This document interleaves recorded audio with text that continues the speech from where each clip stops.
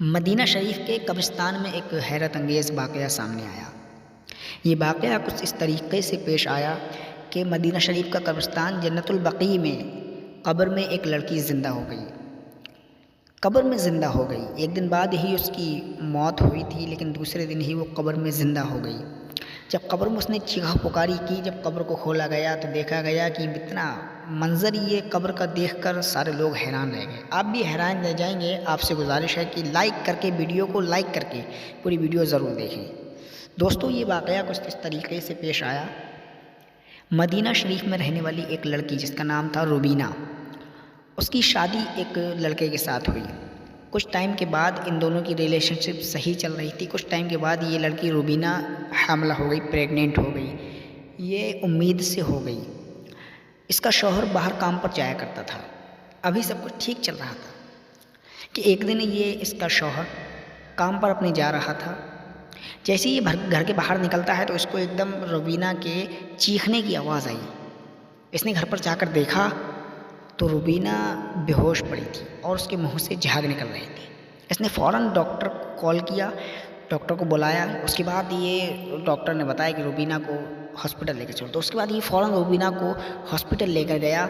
तो वहाँ पर डॉक्टरों ने चेकअप वगैरह किया और चेकअप करने के बाद बता दिया कि रुबीना की मौत हो चुकी है, यानी कि रुबीना का इंतकाल हो गया। उस शौहर ने अपने ससुराल वालों को सबको कॉल किया। सबको कॉल करने के बाद रुबीना का दफीना पूरी तरीके से सही सलामत तरीके से कर दिया। रुबीना को कब्र में दफन कर दिया। अब अगले दिन सुबह बाद नमाज फजर रुबीना का शौहर उसकी कब्र पर फातिहा ख़वानी पढ़ने के लिए गया। अकेले गया था वो, कोई उसके साथ नहीं था। जब वो कब्र पर फातिहा पढ़ रहा था तो उसको एक अजीब सी हलचल की आवाज़ आई। उसको लगा कि कब्र में से कैसी आवाज़ आ रही है। उसने कान लगाकर सुना तो कब्र से आवाज़ आ रही थी कि मुझे बचा लो, मैं ज़िंदा हूँ, मुझे बचा लो, मैं ज़िंदा हूँ। ये आवाज़ें कब्र से आ रही थी। तो उसने फ़ौरन जो कब्र में, कब्रिस्तान में जो गौरकन होता है, जो कब्र खोदता है, उस आदमी को बुलाया। उससे कहा, देखो क्या कब्र से आवाज़ आ रही। तो उसने भी सुनी कि हाँ, अंदर से कोई चीख रहा है, किसी की चीखने की आवाज़ आ रही है। फ़ौरन रुबीना के शौहर ने अपने घर वालों को बुलाया और अपने ससुराल वालों को बुलाया। सबके राज़ी रज़ामंदी पर कब्र को खोलना मुनासिब समझा। इन लोगों ने कब्र की फ़ौरन खुदाई शुरू कर दी और जब कब्र को खोदा गया तो रुबीना उस कब्र से ज़िंदा मिली। यानी कि रुबीना उस कब्र में ज़िंदा थी, लेकिन वो बेसुध हो चुकी थी, बेहोश हो चुकी थी। उसको सांस नहीं मिल पा रही थी, सांस नहीं आ रही थी। वो उसकी वजह से बेहोश हो गई थी। फ़ौरन ही रुबीना को वहाँ से निकाल कर अस्पताल ले जाया गया। 2 दिन बाद रुबीना को होश आया हॉस्पिटल में। जब डॉक्टरों ने चेक किया कि रुबीना तो बिल्कुल ठीक है, तो रुबीना का शौहर उन डॉक्टरों पर काफ़ी नाराज़ हो रहा था कि तुमने रुबीना को मरा हुआ कैसे साबित कर दिया था, जबकि ये तो ज़िंदा है। डॉक्टर कुछ नहीं कह पा रहे थे। लेकिन जब 2 दिन बाद रुबीना को होश आया, जब उससे पूछा गया कि आखिर तुम्हारे साथ क्या हुआ, क्या कब्र में तुम्हारे साथ कुछ हुआ, तो दोस्तों उसने कुछ ऐसी बातें बताई, ऐसी हैरत अंगेज़ बातें बताई जिसको सुनकर जितने भी लोग थे सब हैरान रह गए, सब दंग रह गए। उसने अपने शौहर से कहा कि हाँ, मुझे तुम्हें एक बहुत ज़रूरी बात बताना है, लेकिन मैं सबके सामने नहीं बता सकती। मैं सिर्फ तुम्हें बताना चाहती हूँ। एक राज है जिससे मैं पर्दा उठाना चाहती हूँ। वो राज मैं तुम्हें भी बताना चाहती हूँ, लिहाजा मैं तुम्हें ज़रूर बताऊँगी। अब रुबीना 1-2 दिन बाद जब घर पर गई तो अपने शौहर से माफ़ी मांगने लगी। उसके शौहर ने कहा, क्या हुआ, तुम माफ़ी क्यों मांग रही हो? क्या किया है तुमने? आखिर तुम क्या राज मुझे बताना चाहती हो?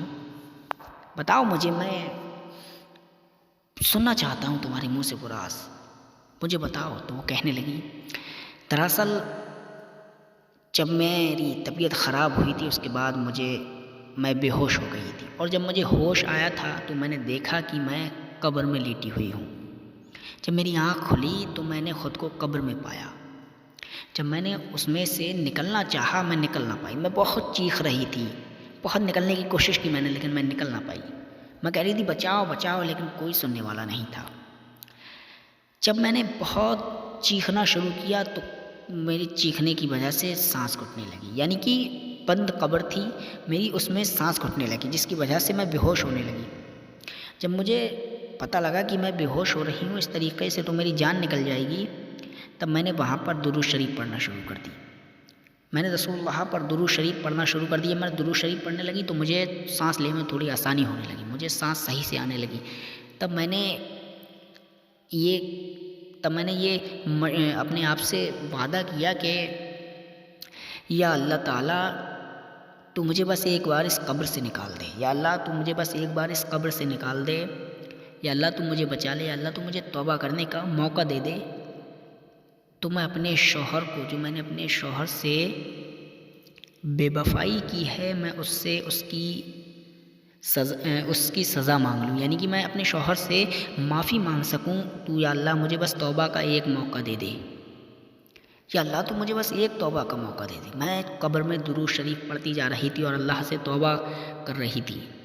मैंने यही सब चल रहा था कि मैंने देखा कि कब्र से मिट्टी हट रही है और कुछ लोग कब्र खोल रहे हैं, और जब मुझे पता लगा कि कब्र खुल चुकी है तब मैं बेहोश हो गई थी। जब मेरा होश आया तो मैंने अस्पताल में ख़ुद को पाया, और उसके बाद मैंने जब कब्र में वादा किया था मैं अपने शौहर को ये राज बता दूँगी। तो वो ये राज है कि मैं जो हामिला हूँ, मैं जो प्रेग्नेंट हूँ, और मेरे पेट में जो बच्चा है, दरअसल ये तुम्हारा नहीं है। ये बच्चा हलाल का नहीं है, तुम्हारे हराम का है। ये बच्चा मेरे कज़न का है। ये बात सुनकर शौहर तो दंग रह गया, हैरान रह गया। ये तुम क्या कह रही हो? रुबीना बोली, मैं ठीक कह रही हूँ, मैं तुम्हारी गुनहगार हूँ, तुम मुझे जो चाहे वो सज़ा दे सकते हो, जो चाहे वो सज़ा दे सकते हो, और चाहो तो मुझे माफ़ भी कर सकते हो। मैं तुम्हारी गुनहगार हूँ, तुम मेरे साथ कुछ भी कर सकते हो। रुबीना का शौहर बोला, जब तुम्हें अल्लाह तबारक व तआला ने तौबा करने का मौका दिया है तो फिर मैं तुम्हें क्यों नहीं माफ़ कर सकता। रुबीना का शौहर उससे सच्ची मोहब्बत किया करता था, तो उसने उसको माफ़ कर दिया। जब उसने कहा कि जब तुम्हें अल्लाह तबारक व तआला ने तौबा करने का मौका दे दिया तो फिर मैं तुम्हें क्यों नहीं माफ़ करूं।